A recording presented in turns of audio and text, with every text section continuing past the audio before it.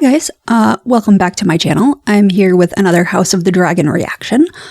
Today I'm going to be reacting to Season 2, Episode 7, titled The Red Sowing. So let's just get into it.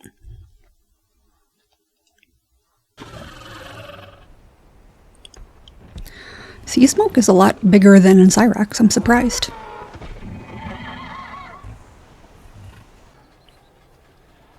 You are, of course, welcome to bring this news to the Prince Regent, but perhaps this is one of those whispers best left to the wind.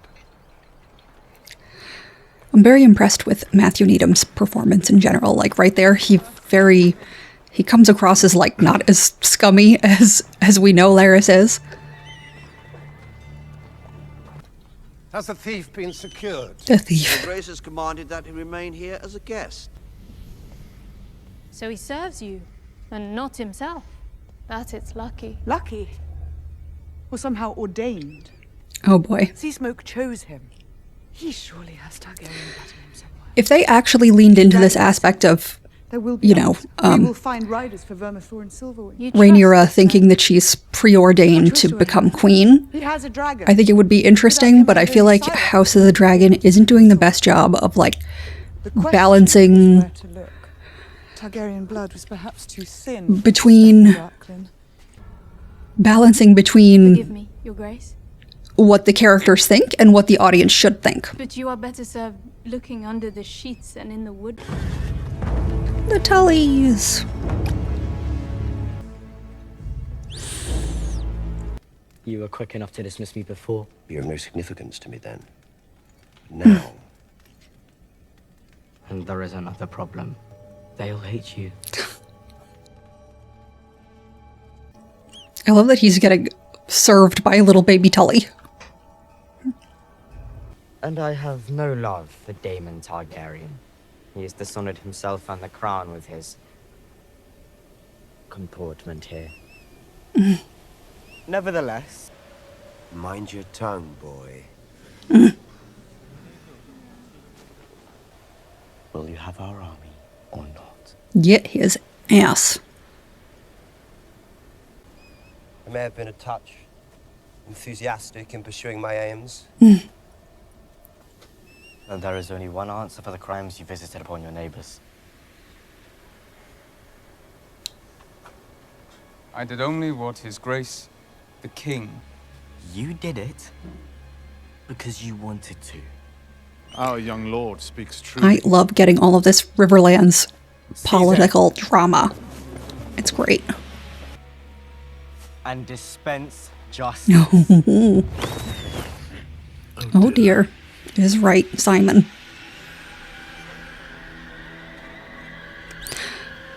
You goofed up, Daemon. And now the chickens have come home to roost.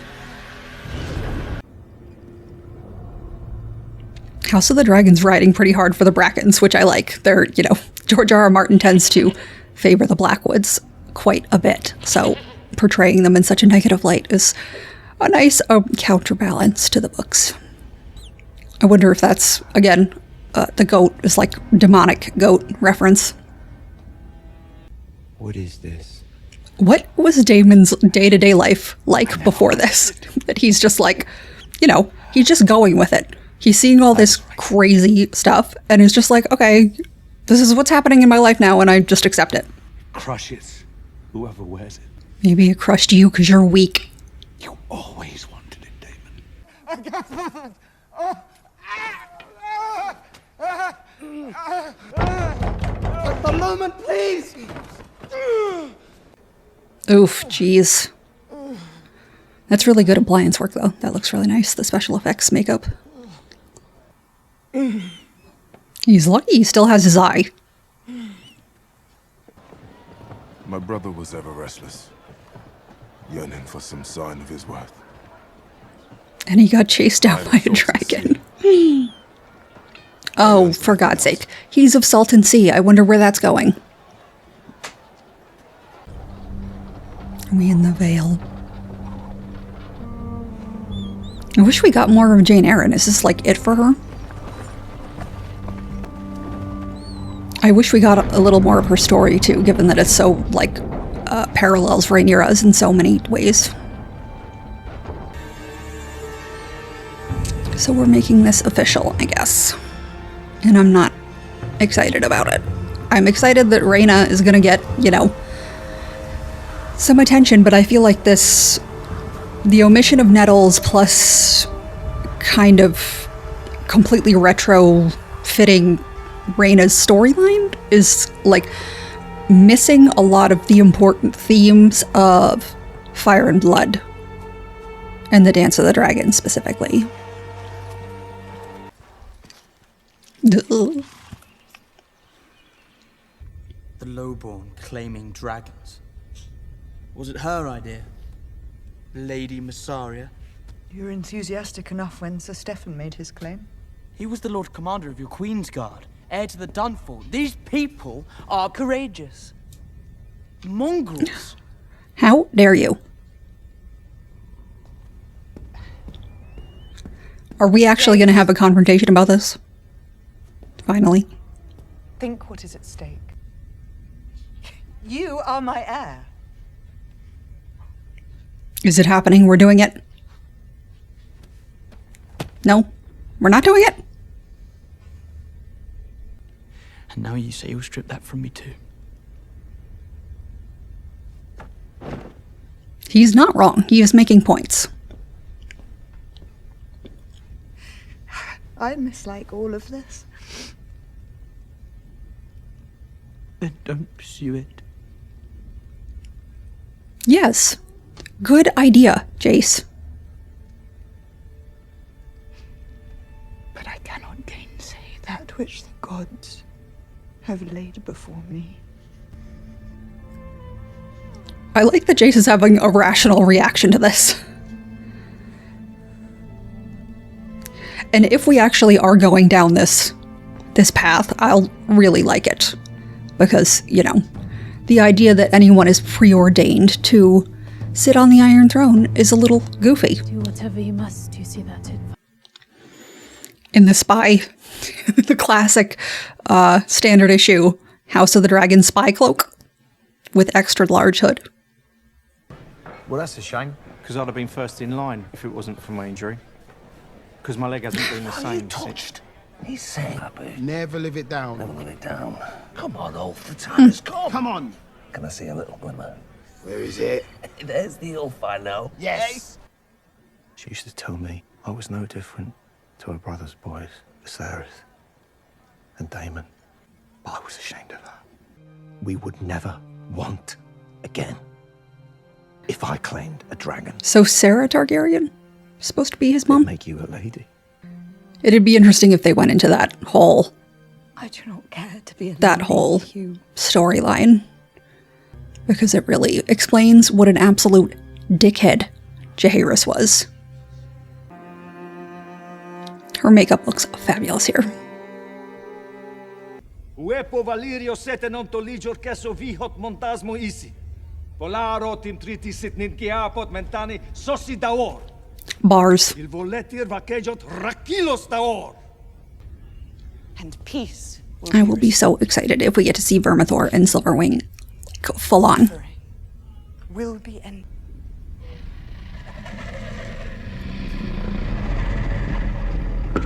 He's just a baby.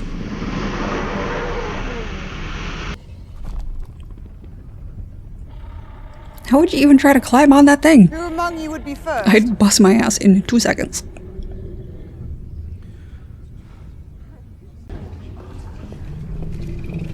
Is she even gonna watch? Or what?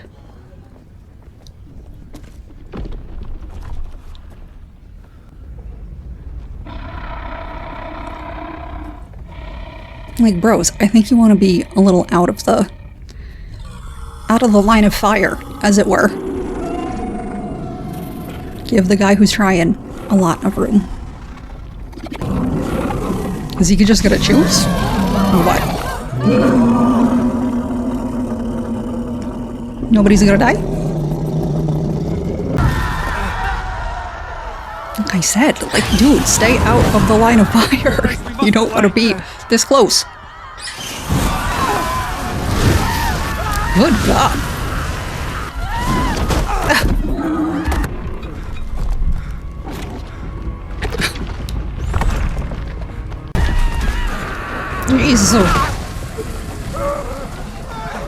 Like, wouldn't you die from falling from that height? I feel like. Maybe not. I just got lucky.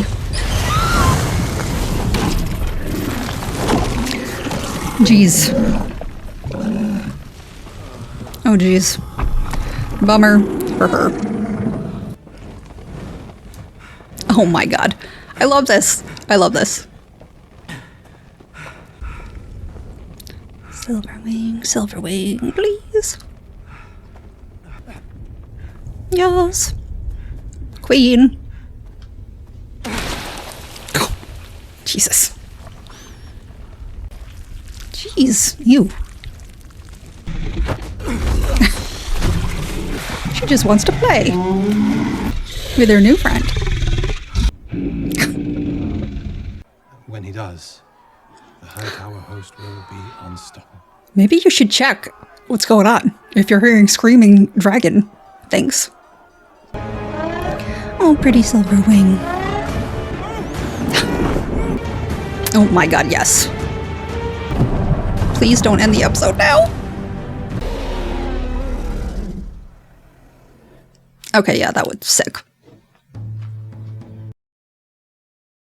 Okay, so that is a wrap on season 2, episode 7, titled The Red Sowing. Even though not a lot happened, well, I mean, obviously things happened this episode, but in terms of what you might expect from a Game of Thrones universe episode, this being the penultimate episode, wasn't quite as exciting as most Game of Thrones' penultimate episodes.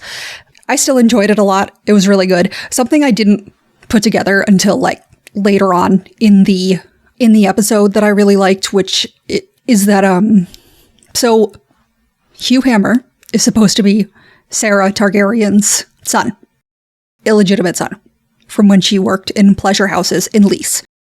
Sarah Targaryen is the spurned daughter of Jaehaerys Targaryen, who was the rider of Vermithor. So I love that he is the one who ultimately wound up getting Vermithor after Jaehaerys treated his daughter / Hugh's mother so terribly. Loved the River Lords giving Daemon exactly what he deserves. Iconic. Love it.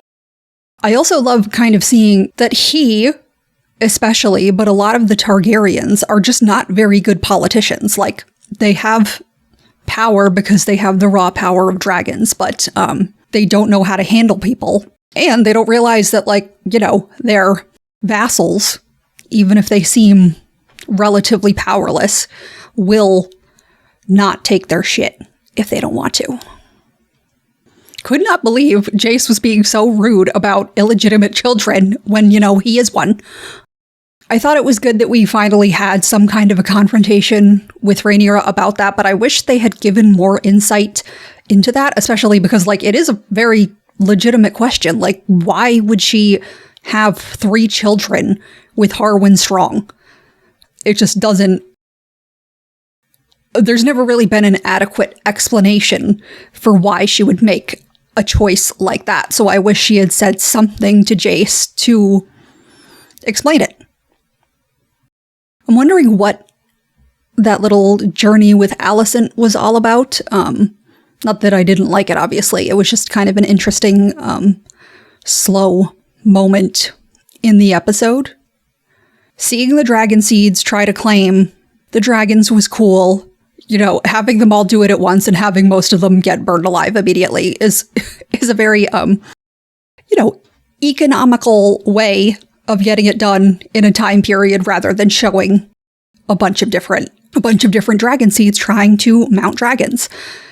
But also, I feel like, I mean, on the one hand, I understand why they would introduce Hugh and Ulf earlier in the season, because if 2 randos who we don't know wind up getting dragons, it's not going to be that exciting, but also, like, it clearly telegraphed what was going to happen. Like, oh, is it going to be one of these 30 random people we've never seen before? Or is it going to be one of these 2 people who have had a subplot in this season for no apparent reason until now?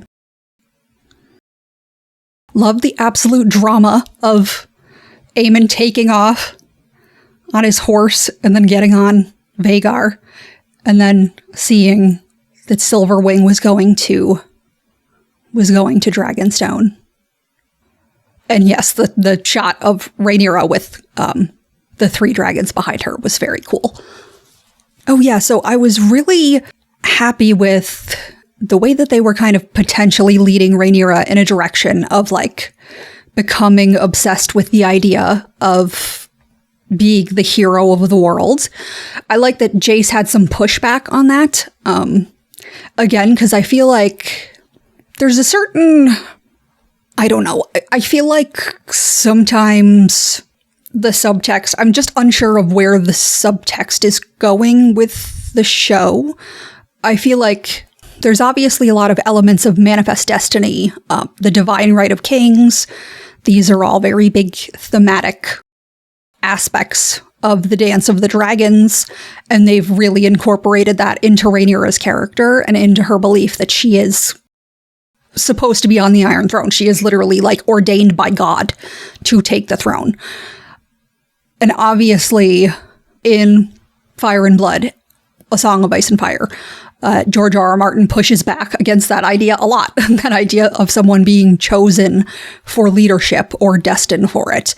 So House of the Dragon has always kind of, I don't know, not made that subtext clear enough to me, I don't think. Like, I feel like I see that, but I don't know. I feel like I can see it, but I don't know if that is their intent or if I'm misreading it. And now I feel like, okay, maybe there is more substance to the idea that they are building Rhaenyra up as someone who thinks that she has been chosen by the gods to rule and are going to break that concept down. I also thought that there was sort of an interesting element, or there has been an interesting element of like, there's a certain, I mean, I understand it because I want to say, like, I want to use the word brutality, but I don't actually think it's necessarily brutal. But the fact that Rhaenyra is kind of outsourcing dragons to other people in the hopes that she will be able to protect herself and protect the people that she loves is kind of a dark concept, I think. But I also like it because I think, you know, I think the show tries too hard to define the characters on a very black and white morality.